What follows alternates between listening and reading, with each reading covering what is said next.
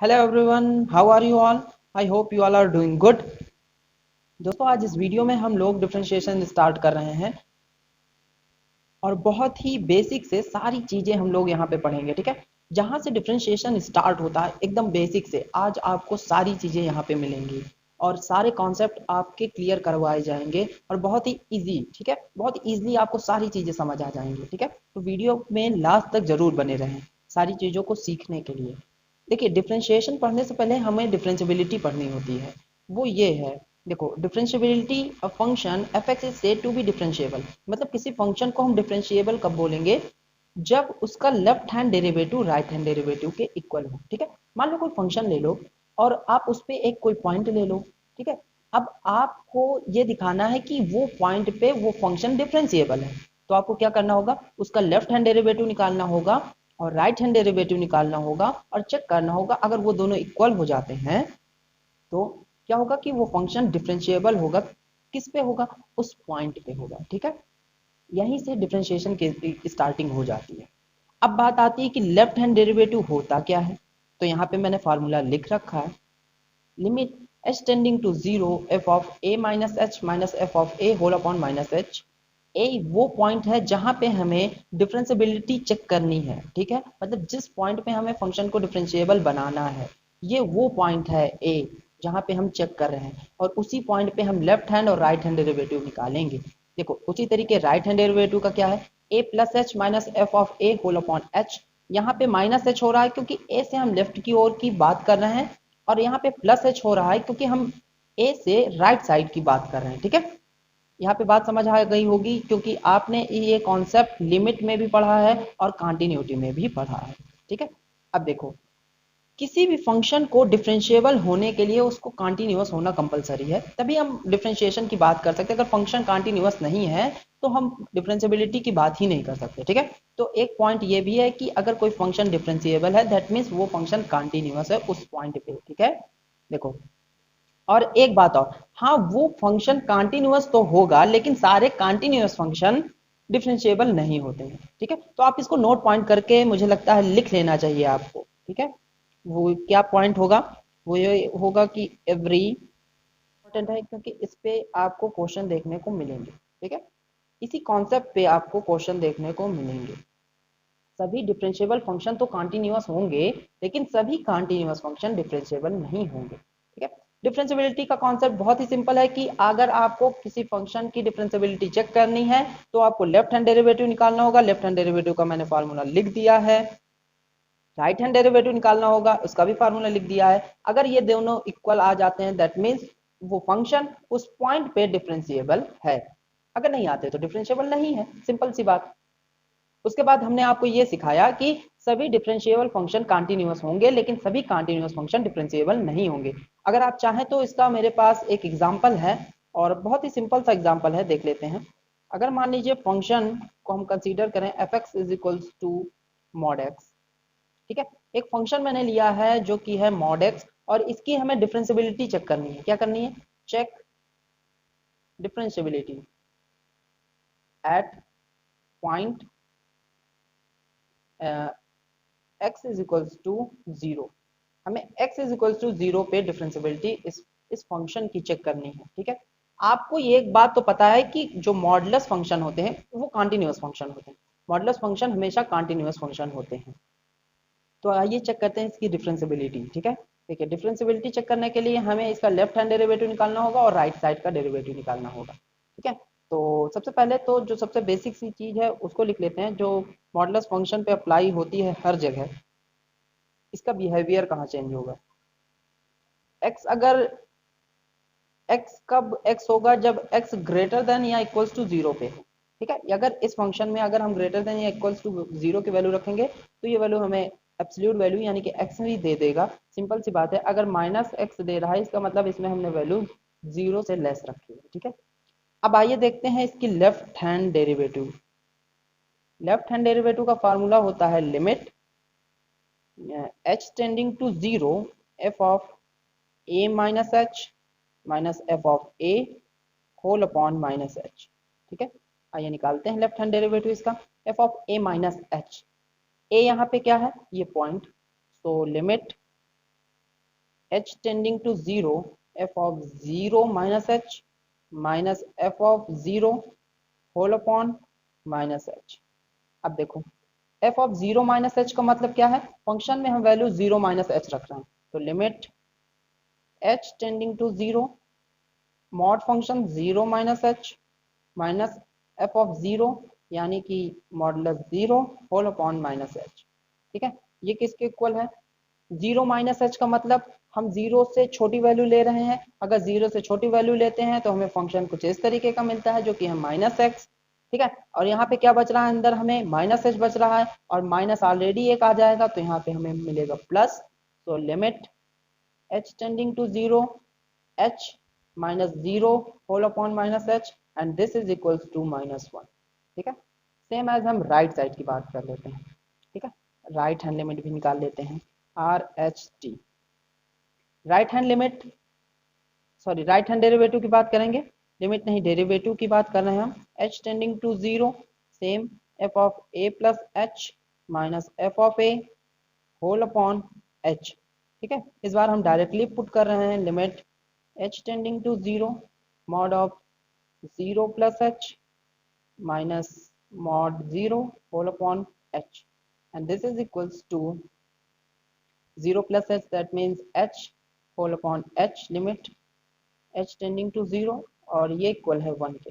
आप देख पा रहे हो कि left hand derivative not equals to right hand derivative, that means जो ये फंक्शन था, जो हमने ये फंक्शन लिया है, ये डिफरेंशिएबल नहीं है इस पॉइंट पे। ठीक है, जो मॉडुलस फंक्शन है ये 0 पे डिफरेंशिएबल नहीं है, और हमें एक बात पता है कि जो मॉडुलस फंक्शन का ग्राफ होता है कुछ इस तरीके का होता है, और आप देख पा रहे हो कि ये फंक्शन का जो ग्राफ है वो कंटिन्यूअस है। ठीक है, कहीं से ब्रेक नहीं है, हम बिना पेन उठाए बना सकते हैं। इसका मतलब ये फंक्शन कंटिन्यूअस तो है बट डिफरेंशिएबल नहीं है, जो कि हमने अभी आपको नोट पॉइंट में लिखवाया है। सभी फंक्शन डिफरेंशिएबल जो फंक्शन होंगे वो कंटिन्यूअस होंगे, लेकिन सभी कंटिन्यूअस फंक्शन जरूरी नहीं कि डिफरेंशिएबल हो। ये पॉइंट आपको अपने ध्यान में रखना है। तो अभी तक हम लोगों ने बहुत सारी चीज़ें पढ़ ली हैं, जैसे कि डिफरेंशिबिलिटी का जो मेन कॉन्सेप्ट है उसको हम लोगों ने सीख लिया है, लेफ्ट हैंड डेरिवेटिव निकालना सीख लिया है और राइट हैंड डेरिवेटिव निकालना सीख लिया है किसी पॉइंट के लिए। ठीक है, अब हम लोग आगे बढ़ते हैं और डेरिवेटिव के कुछ अलजेब्रा की बात करेंगे। ठीक है, मतलब डेरिवेटिव कैसे बिहेवियर करेगा अगर कोई दो फंक्शन को ऐड करके डेरिवेट कर रहे हैं, या फिर सब्ट्रैक्ट करके कर रहे हैं, या फिर मल्टीप्लाई करके कर रहे हैं, या फिर डिवाइड करके कर रहे हैं। ठीक है, तो देखिए, अच्छा सबसे पहले हम आपको बता दें कि डिफरेंशिएशन को शो कैसे करते हैं। ठीक है, इसको मैंने पहले बताना था लेकिन अभी बता दे रहे हैं, कोई बात नहीं। देखिए, हम जो सबसे बेसिक सा शो करने का तरीका है वो है D over d x of any function, पहला हो गया। या फिर हम लिख सकते हैं एफ कंपोजिट एक्स, या फिर हम इसको लिख सकते हैं वाई डैश, क्योंकि फंक्शन को हम वाई डैश से भी लिखते हैं। और भी कई तरीके हैं जो कि आपको दिखेंगे बुक में, जिससे हम डिफरेंशिएशन को शो करते हैं। तो जहां दिखेगा आप पहली बात तो समझ जाओगे, नहीं तो हम बताते चलेंगे। ठीक है, देखिए सबसे पहला पॉइंट है अलजेब्रा की बात कर रहे हैं, यानी कि हम इसमें एडिशन, सब्सट्रैक्शन या मल्टीप्लिकेशन, डिवीजन ऑपरेशन लगाएंगे और फिर उसका बिहेवियर चेक करेंगे। ठीक है, देखिए मान लीजिए कोई दो फंक्शन है, एक फंक्शन u है एंड दूसरा है v। ये सभी के लिए एक कॉमन सी बात आप ध्यान में रखिएगा, मतलब जितने भी हम अभी यूज करेंगे उसके लिए है, एक फंक्शन मैंने u लिया है, दूसरा फंक्शन v लिया है, दोनों x के रिस्पेक्ट में डिफरेंशिएट किए जा रहे हैं। ठीक है, तो जो इसका अलजेब्रा होगा वो यहाँ पे देखिए आप, अगर हम u प्लस v को डिफरेंशिएट करें, ऐसे फंक्शन दिए हों और इनको हम डिफरेंशिएट करें। ठीक है, देखिए मैंने यहाँ पे एक ऐसा डॉट लगा दिया है, एक ऐसा डैश लगा दिया है, जो कि ये शो कर रहा है कि हम इस फंक्शन को डिफरेंशिएट कर रहे हैं। u अलग फंक्शन है, v अलग फंक्शन है, लेकिन दोनों को सेम रिस्पेक्ट में यानी कि x के रिस्पेक्ट में डेरिवेट कर रहे हैं। u plus v dash is equals to होता है u dash plus v dash, simple है। ठीक है, ठीक इसी तरीके हम माइनस का भी केस लेंगे। Second point, u minus v dash is equals to u dash minus v dash. Third है, अगर मल्टीप्लिकेशन है u डॉट v का डिफरेंशिएशन करना होगा तो आपको करना होगा सबसे पहले u का डिफरेंशिएशन और v को एज इट इज लिखना होगा, फिर प्लस का साइन लगाएं, इस बार u को एज इट इज लिखें एंड v का डिफरेंशिएशन करें। देन आफ्टर थर्ड के बाद फोर्थ, अगर u बाई v का डिफरेंशिएशन करना है तो आपको क्या करना होगा, u dash v minus u v dash whole upon v square, ठीक है। और यहाँ पे एक बात ध्यान रखनी है कि जो v होगा वो नॉट इक्वल्स टू 0 होना चाहिए, ठीक है, क्योंकि ये पॉसिबल नहीं होगा, अगर 0 हो जाएगा तो फिर पॉसिबल नहीं होगा। इसको और हम एलिब्रेट कर दे रहे हैं। इसका मतलब है कि d over d x of u और v को कोफिशिएंट में रख दो, ठीक है, प्लस का साइन लगाओ, फिर इस बार u को कोफिशिएंट में रखो और d over d x of v कर दो। इसका मतलब है d over d x of u, v क्या है यहाँ पे, डिनोमिनेटर है, डिनोमिनेटर को कोफिशिएंट में रखोगे, सबसे पहले न्यूमरेटर का डिफरेंशिएशन करो, माइनस u को इस बार बाहर रखोगे, डिफरेंशिएशन करोगे डिनोमिनेटर का, होल अपॉन वी स्क्वायर कर दो, ठीक है। ये बहुत ही सिंपल सी चीजें हैं जो कि आपको याद रखना है, ये हर जगह यूज होंगी, तो इस पॉइंट को आपको बहुत ही ध्यान से पढ़ना है और याद कर लेना है, ठीक है। अब हम कुछ स्टैंडर्ड डेरिवेटिव हैं जिनको हमें समझना है और याद करना है, क्योंकि उन्हीं के बेसिस पे हम पूरी एक्सरसाइज को सॉल्व करेंगे। तो आइए देखते हैं। सबसे पहला है, okay, these are some standard derivative formulas that you have to remember all of these, okay. First of all, we will going to differentiate a constant function. What happen if we going to differentiate a constant function, then it becomes 0, okay. उसी तरीके e की power x का differentiation e की power x होता है, लेकिन अगर किसी फंक्शन की पावर हो x की power n, something natural number कुछ भी हो, देन उसका जो डिफरेंशिएशन होगा n x की पावर n माइनस वन, या नेचुरल नंबर, रियल नंबर कुछ भी हो सकता है, okay. d over d x of log x is equal to 1 by x, d over d x of a की power x is equal to a to the power x log base e at a, okay. d over d x of sine x is equal to cos x, cos का minus sign, tan का sec square, cosec का minus cos x, cot x, sec का sec tan x, cot का minus cos x square x, sine inverse का 1 by under root 1 minus x square, cos inverse का minus 1 by under root 1 minus x square, tan inverse का 1 by 1 plus x square, cosec inverse का minus 1 by x under root x square minus 1, and same as sec inverse x का 1 by x under root x square minus 1, and cot inverse x का minus 1 by 1 plus x square, ठीक है। ये सारे बहुत ही important और basic formula हैं जिनको आपको याद करना है, ठीक है। सभी का आप स्क्रीनशॉट ले सकते हैं, वैसे एनसीईआरटी बुक में भी गिवन होगा, ठीक है। आप, मैं कुछ देर के लिए रोक दे रहा हूँ, आप स्क्रीनशॉट ले लीजिए, ओके फाइन। तो अब इसमें जो ट्रिग्नोमेट्रिक फंक्शन के फार्मूला है उनको याद करने का कुछ थोड़ा सा ट्रिक वाला मेथड भी है, जैसे कि जिसमें भी सी आ रहा होगा, जैसे कॉस में सी आएगा, कॉसेक में आएगा, कॉट में आएगा, तो जिसमें भी सी आएगा उसको जब भी हम डिफ्रेंशिएट करते हैं उसमें माइनस साइन आता है। ऐसा केवल हम याद करने के लिए बता रहे हैं, ये कोई रूल नहीं है, ठीक है। कॉस का है तो माइनस आ रहा है यहाँ पे भी, और कॉसेक में भी माइनस आएगा और कॉट में भी माइनस आएगा, सेम एज इनवर्स वाले में भी आएगी। कॉस में देखो माइनस आ रहा है, कॉसेक में भी माइनस आ रहा है, और कॉट में भी माइनस आ रहा है, ठीक है। तो ये माइनस वाला जो कंफ्यूजन है ना, वो तो यहाँ से क्लियर हो जाएगा, ठीक है। अब देखो, अब दूसरा याद करने का जो तरीका वो ये है कि साइन चेंज होता है कॉस में, तो कॉस चेंज होगा माइनस साइन में, ठीक है। देखो साइन को चेंज किया कॉस में ना, ये एक तो याद करो, साइन को चेंज किया कॉस में, तो कॉस किस में चेंज होगा, साइन में। tan चेंज हो रहा है सेक स्क्वायर में, और देखो यहाँ कॉट चेंज हो रहा है माइनस कॉसेक स्क्वायर में, tan चेंज हो रहा है सेक स्क्वायर में, सेक कॉसेक, ठीक है। tan का कॉट, सेक का कॉसेक में, कॉसेक एक्स चेंज हो रहा है कॉसेक एक्स कॉट एक्स में, उसी तरह सेक एक्स चेंज होगा सेक एक्स tan एक्स में, ठीक है। अब देखो साइन इनवर्स किस में चेंज हो रहा है, 1 by under root 1 minus x square में चेंज हो रहा है। कॉस इनवर्स ठीक उसी तरीके, इसमें केवल माइनस साइन आएगा।